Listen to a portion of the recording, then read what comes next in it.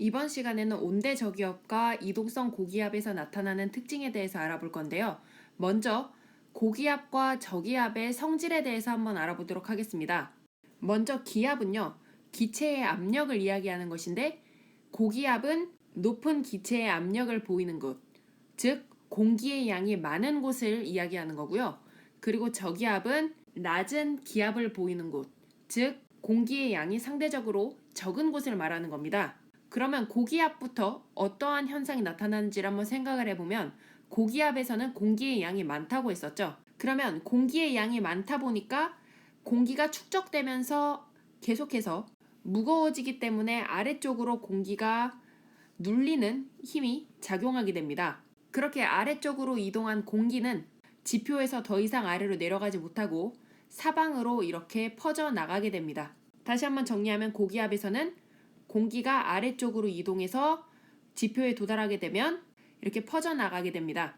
그런 것을 보고 하강기류가 있고 하층에서 발산한다고 이야기하는데요. 이렇게 하강기류가 발달하게 되면요, 위에 구름이 있었다 하더라도 공기가 아래쪽으로 내려가기 때문에 온도가 올라가면서 이렇게 생겼던 구름도 소멸하게 됩니다. 그러면 고기압에서는 구름이 사라지고 맑은 날씨가 나타난다는 얘기겠죠.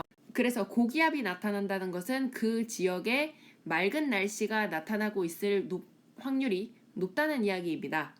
반대로 저기압은요, 공기가 없는 상태라고 했었죠.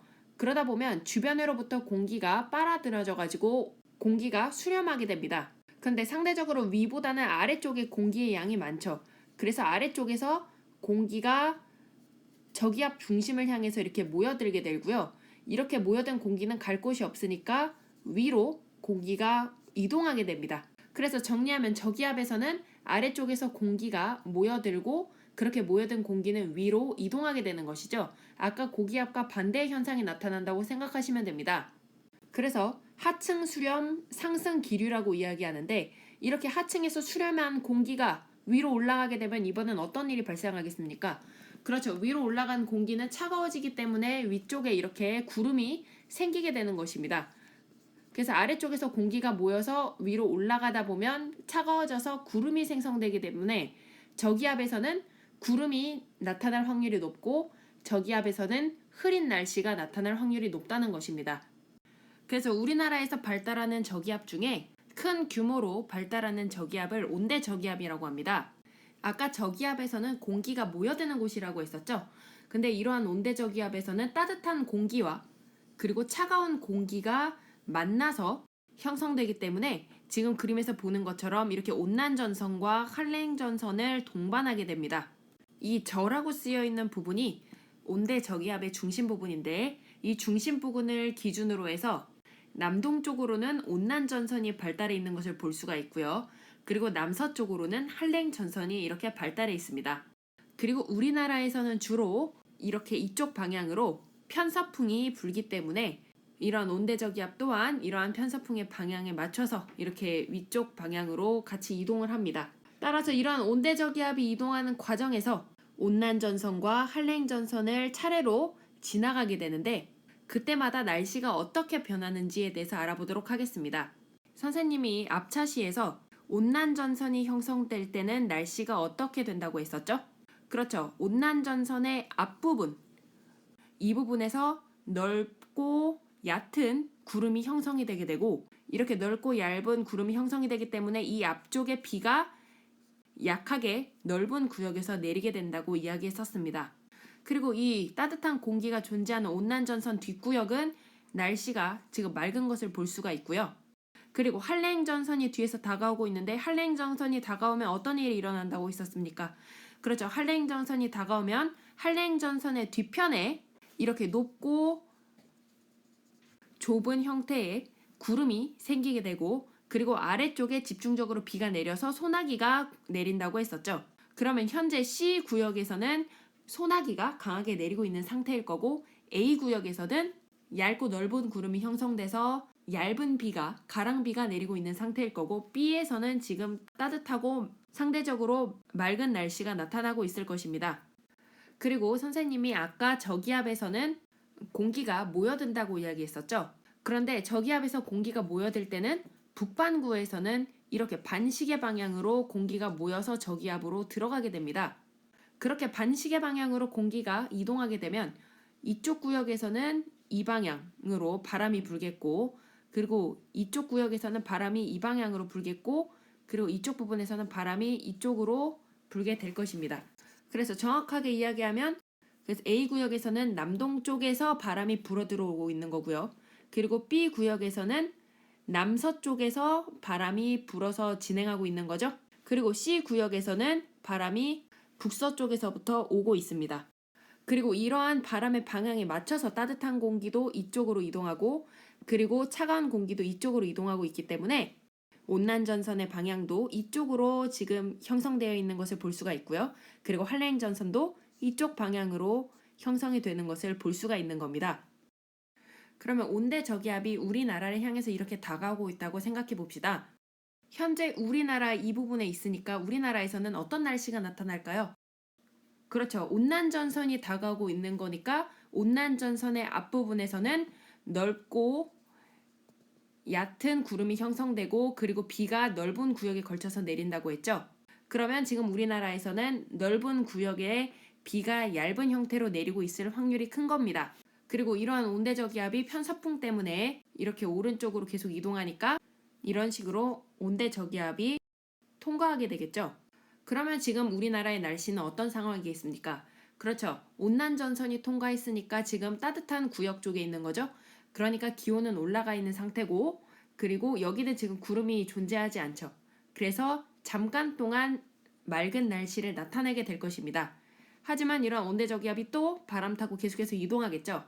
그렇게 되면 한랭전선을 결국 통과하게 될 것입니다. 그러면 시간이 지나서 이렇게 한랭전선이 통과하고 나면 우리나라의 날씨는 어떤 상태가 되겠습니까? 그렇죠. 한랭전선이 통과하고 나면은 한랭전선 뒤편에 높고 그리고 좁은 형태의 구름이 위로 생성된다고 했었죠. 그래서 아래쪽에 비가 소나기가 집중적으로 내린다고 했으니까 우리나라는 상대적으로 지금 비가 소나기가 내리고 있을 확률이 높은 겁니다. 그리고 한랭전선이 통과했으니까 찬 공기가 통과했다는 얘기죠. 그러니까 온도가 낮아졌겠죠. 이렇게 온대저기압의 위치에 따라서 날씨가 어떻게 변하고 있을지를 추론해 볼 수 있어야 합니다. 그런데 이러한 온대저기압은요, 처음부터 그렇게 생겼던 것이 아니라 그 생성되는 과정이 있고, 그리고 결국에는 소멸되게 됩니다. 그래서 이러한 온대저기압이 어떻게 생기고, 그리고 어떠한 과정을 거쳐서 소멸하게 되는지 알아보도록 하겠습니다. 우리나라를 기준으로 해서 북쪽은 차갑고요. 그리고 남쪽은 따뜻하죠. 그래서 남쪽의 따뜻한 공기와 그리고 북쪽의 차가운 공기가 만나서 대치하게 되면 처음에는 이렇게 정체 전선을 형성하게 됩니다. 그런데 이렇게 공기가 모이는 곳 저기압에서는 반시계 방향으로 모인다고 했었죠. 그렇게 반시계 방향의 회전이 생기게 됩니다. 그러면서 따뜻한 공기는 이쪽으로 이동을 하려고 하게 되고요. 그리고 차가운 공기는 이쪽으로 반시계 방향으로 회전을 하려는 속성이 생기게 됩니다. 그러다 보면 따뜻한 공기가 위쪽으로 이동하려고 하기 때문에 온난전선은 이쪽에 생기게 되는 거고요. 그리고 차가운 공기는 아래쪽으로 이렇게 이동하려고 하기 때문에 한랭전선은 이쪽 방향으로 생기게 됩니다. 그런데 아까도 말했던 것처럼 차가운 공기가 이동하는 속도가 훨씬 더 빠르기 때문에 한랭전선은 결국 온난전선을 따라잡게 됩니다. 그러다 보면 두 개가 겹쳐져서 어떤 전선이 생긴다 했었죠? 그렇죠. 회색 전선이 조금씩 생기게 됩니다. 그러다가 이러한 회색 전선이 결국에는 전부 다 형성이 되게 되고요. 전 시간에 차가운 공기와 뜨거운 공기가 만나게 되면 뜨거운 공기는 밀려서 위로 올라가게 된다고 했죠. 그래서 이렇게 회색 전선이 결국 다 끝나게 되면 뜨거운 공기는 결국 위로 다 올라가게 되고요. 그리고 찬 공기는 아래쪽으로 내려가게 됩니다.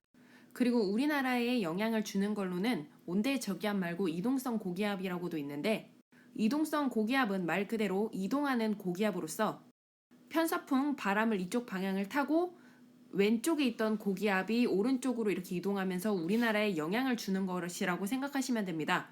그런데 아까 고기압이 다가오면 날씨가 어떻다고 했죠?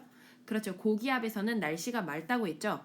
이렇게 이동성 고기압의 영향을 받게 되면 현재 우리나라가 지금 고기압의 영향 아래에 있는 것을 볼 수가 있는데, 이렇게 이동성 고기압의 영향을 받게 되면 날씨가 맑게 됩니다. 그런데 이러한 고기압이 항상 머물러 있는 것은 아니고 이렇게 고기압과 고기압 사이에는 저기압인 부분도 존재하게 되는 거거든요.